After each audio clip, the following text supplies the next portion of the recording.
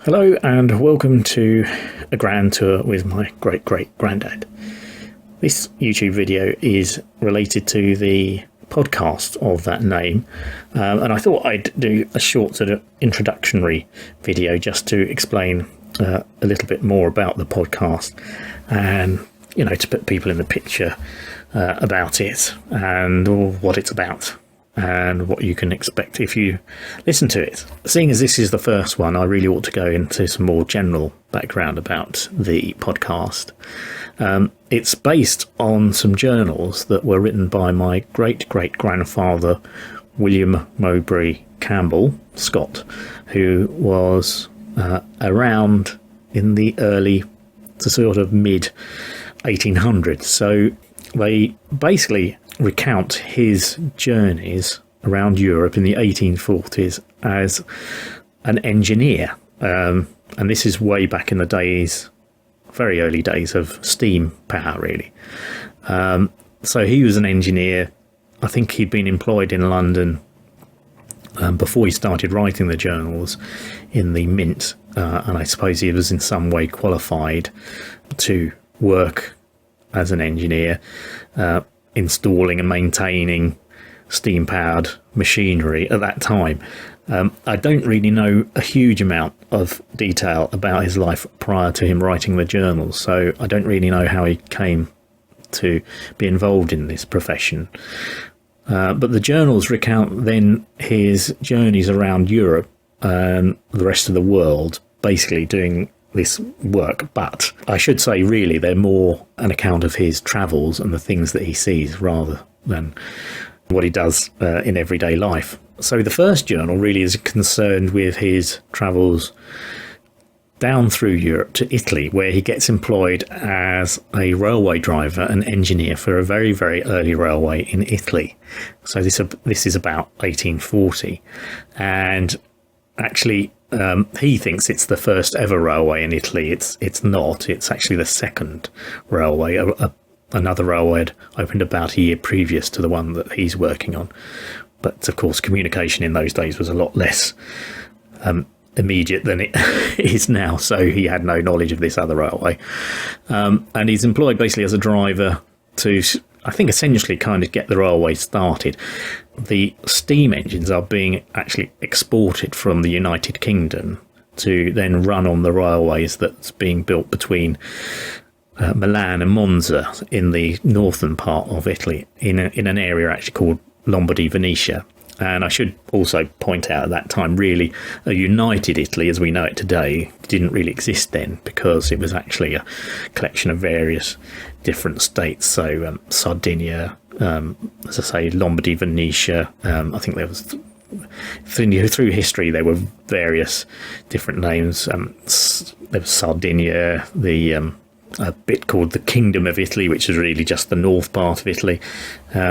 This was really all before Italian unification, and Garibaldi came along in the 1870s.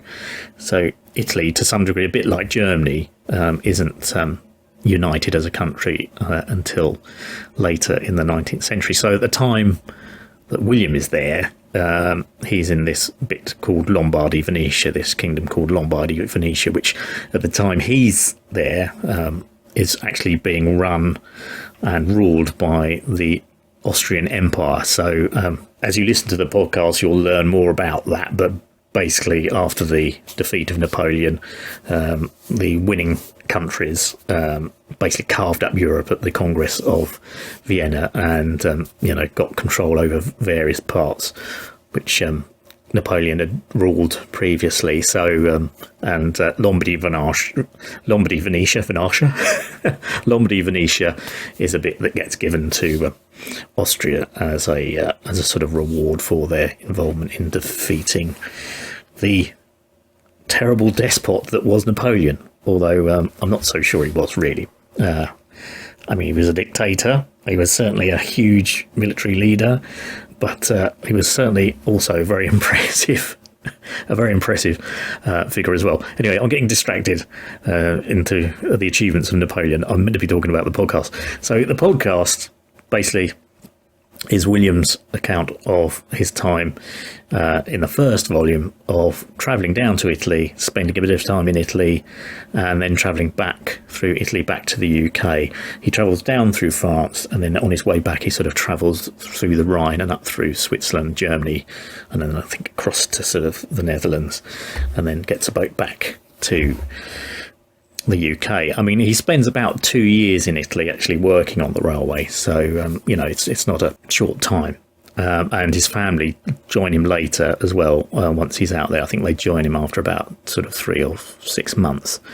And then after that, about a year later, he then travels across the Atlantic on a steamship and ends up eventually, after travelling through the Caribbean and various other places, he ends up in Mexico, where he's employed in the mint in that industry. So I suppose kind of going back to his old profession, but he's employed in the mint in the country of Mexico to kind of help mechanise their coin making industry there.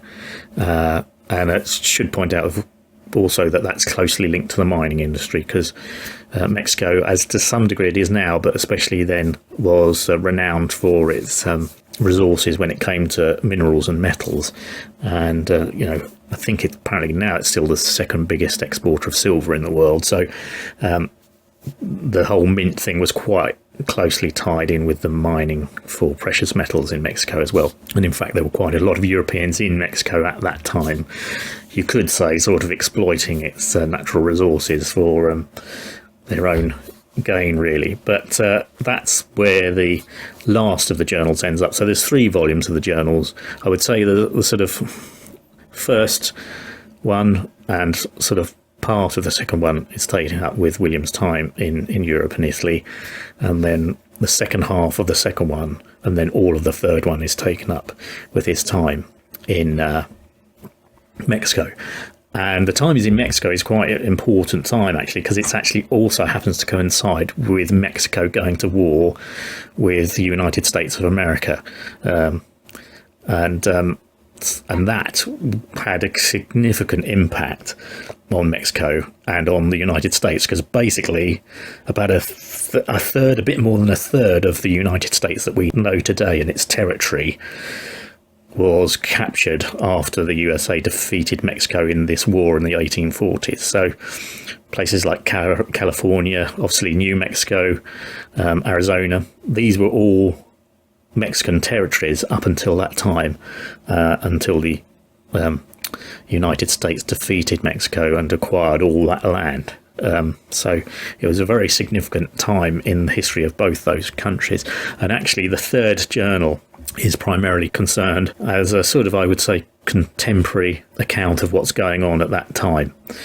I should state that the first 2 journals are actually written looking back at his time in Europe. They're written when William was in Mexico, and I suppose he had long dark evenings to fill, and he decided to recount his journeys around Europe. So the first 2 volumes are actually him looking back about 4 years previously to his time that he spent in Europe on the railway while he's in Mexico. And then the third volume, as I say, is a more contemporary or current account of what's happening to Mexico at the time he's there.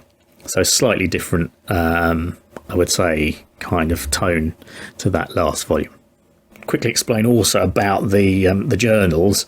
They were passed down from my mum's side of the family. So this gentleman, William Mowbray Scott, was actually my mother's great granddad, and he's my great great granddad.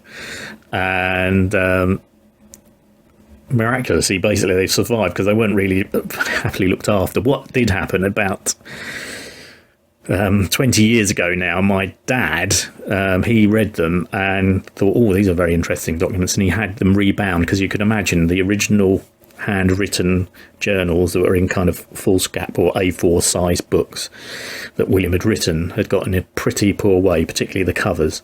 So my dad had them rebound by a bookbinder, and So that helped an awful lot to preserve them. And actually what happened was that I then came and read them later on, and I started a process of thinking, oh, these are interesting, I'll try and transcribe them into modern prints by typing or whatever.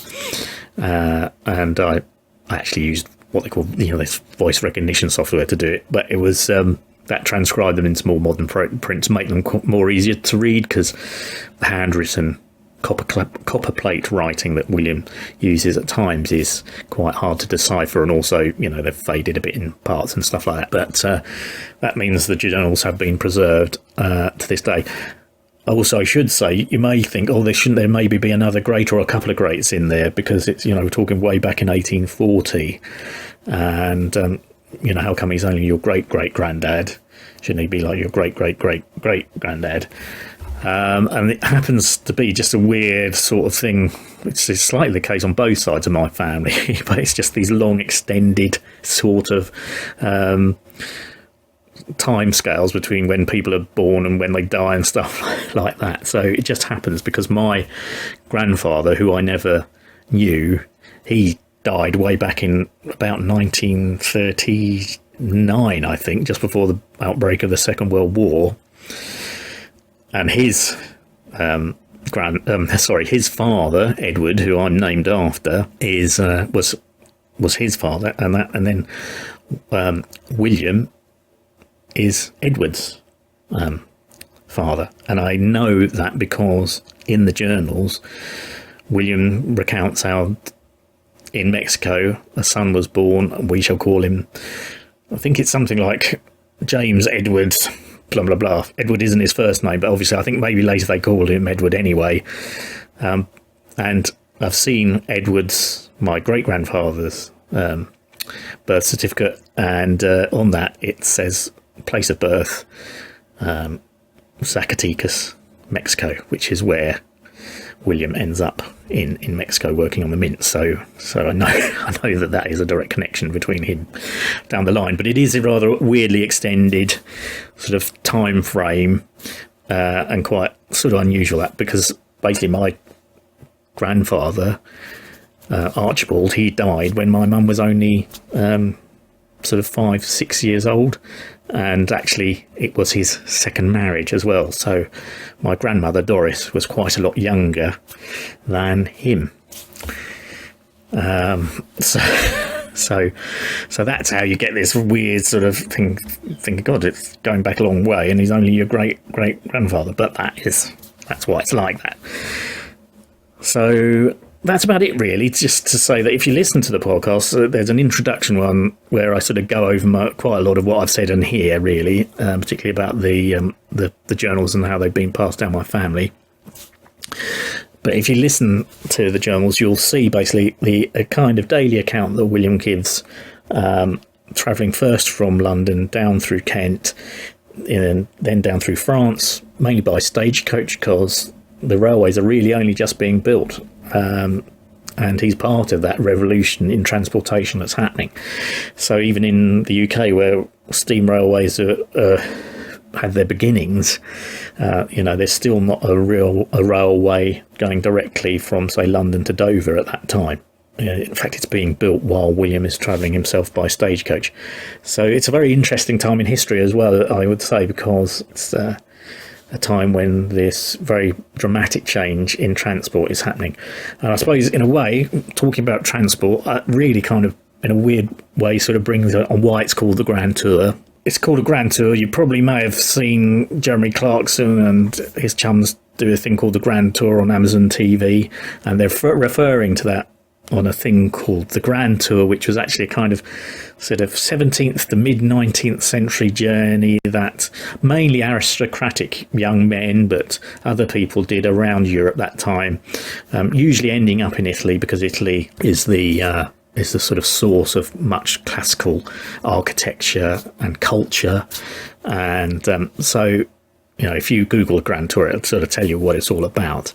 And William's journey in many ways sort of follows a similar route, although he isn't a member of the aristocracy. And he happens just to be I suppose you would say, middle-class gentleman of that time, travelling to carry out his profession in Europe. And so that's why I called it a grand tour with my great great granddad. So yeah, do Google it, and it will come up on pretty well any search engine. It's available on all the various podcast platforms that are around in the ether out there on the internet. There's also a Twitter page as well called Scott of the Historic, and that's at 3G Grand Tour. Sorry, it's not Twitter, is it? It's X. There's an X page. Sounds a bit rude. There's an X page dedicated to it as well, and there's a Facebook stuff and all that as well, and Instagram and things like that. But basically, if you Google a grand tour with my great great granddad, you probably have to do the whole thing, unfortunately. It will come up. You'll also see episodes of it on YouTube there, but they're mainly only audio files at the moment, not so many visual files, but you can see all the episodes on YouTube as well. But it's on Spotify, Amazon Music, Apple Podcasts, all the main podcast platforms that are out there. And currently we're up to about episode 22. So, and this is actually, it seems to have taken me a long time to get there, but we're getting to the point where William begins to actually start driving trains in Lombardy, Venetia. So that's it. Do tune into it as well. And I say, do look out. I will, I think, in future be doing a few shorter videos than this, basically explaining maybe a little bit about where we are in the journals and what are coming up in future sort of episodes. So I hope you enjoy tuning in. Thanks for watching.